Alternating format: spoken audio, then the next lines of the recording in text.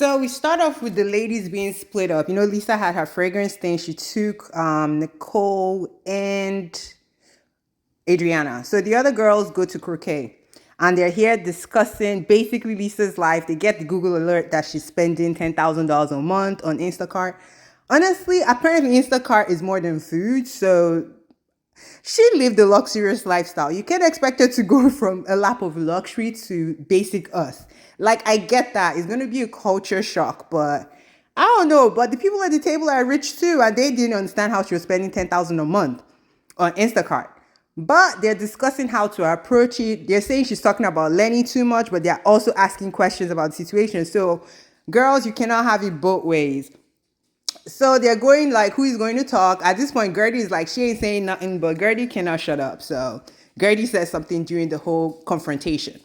So anyways, the croquet folks come, introduce themselves, some old men. Then they meet for dinner. By this time, all the ladies are at the dinner table. They're like, oh, Lisa, you look good. And less than 5 minutes into this nightmare dinner, they start asking questions. Julia started off like, I'm so happy you came from my Oprah, blah, blah, blah. But really, police came to your house. How could you have left your kids? That was the implication of that question, which is a loaded freaking question. Especially since she's still in a legal battle. This is conversation you have behind the scenes, not on a taped show. Like, Lenny is stressing this woman out. And at the end of the episode, we find out some more stuff. So I'm just like, what the hell? Larsa is mute. Even though Larsa was like, she's close to her. Larsa had opinions at the croquet breakfast thing that they had, which is understandable because it felt like the whole table was coming at her. Then, what's her name? Not Adriana. What's the other one? The Cuban Barbie. She's also trying, they're kind of accusing her of being a bad mom without accusing her of being a bad mom. But they do make a good point. Don't go from man to man, try to get your independence, which I agree. But again, you don't say this on national TV. Like, she's literally in a legal battle for her life. This girl has been used to a lap of luxury. This man cheated on her, threw her out like yesterday's trash. She doesn't want to, it's crazy. But some of their points were valid, but the way they did it was just kind of like scary. They go from that and they talk about the device being planted in the car. And Lisa is like, what car do you guys want me to drive? We share a car. Like, this is the life I've led. I'm not about to give up my Rolls Royce. What do you guys want me to drive, a Kia? Like, this rich bitch ain't doing that. So they go back and forth with different things. Lisa answers what she wants to answer. Then they ask her about if Jody is helping her financially. Obviously, Jody is helping her financially.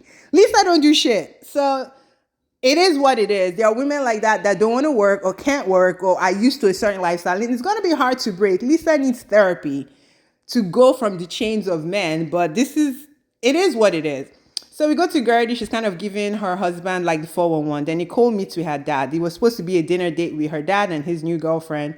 Girlfriend doesn't show up, but the dad is awkward as hell.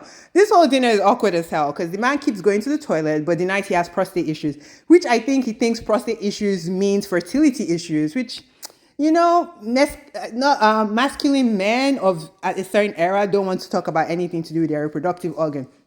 But he probably does have prostate issues if he's going to pee every time because that's what's happening. Nicole is a doctor. Loads of men with prostate issues have this problem where they can't empty their whole bladder, so they pee multiple times. But I digress.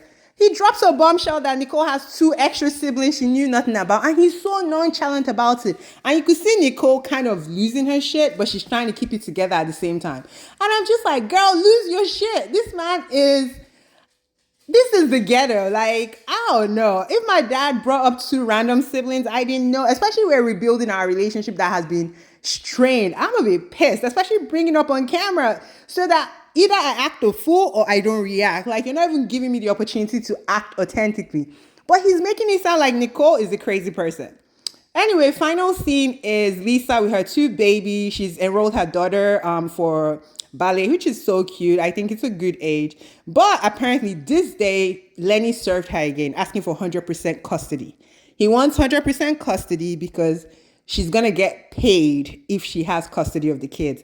He's just trying to strangle her out of all the money she is owed. This brings me back to that stupid dinner table conversation, them accusing her of basically leaving her kids after a traumatic event. And I'm just like, yes, you guys' points are valid, but she's still in the thick of it. Try to not bring this stuff up because Lenny's I best believe he's going to use this in his case. Because if her so-called friends are accusing her of being a bad mom and he's trying to prove she's a bad mom, and this is before the stuff aired, like, yeah, if I was Lisa, I probably would shoot with certain girls because I ain't playing that kind of game in the middle of a legal battle. But she calls Adriana. Adriana comes out. And Adriana also is like on the same frequency. Like, what is going on with our friends? They're accusing you of A, B, C, D, especially of being a bad mom because that was basically what they were accusing her of. Which I'm like,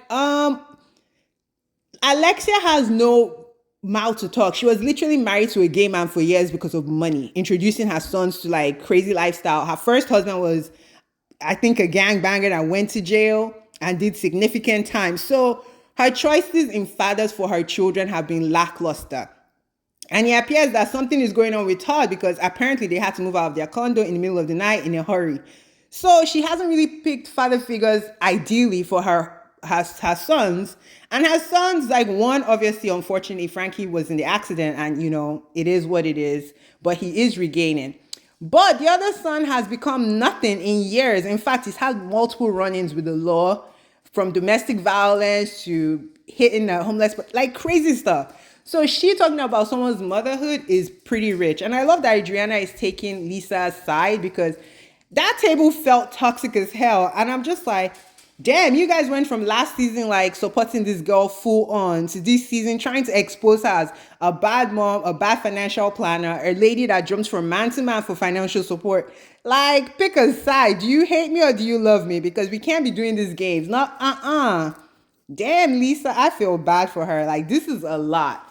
And I can't even imagine the financial strain that is causing her because she's paying lawyers' fees.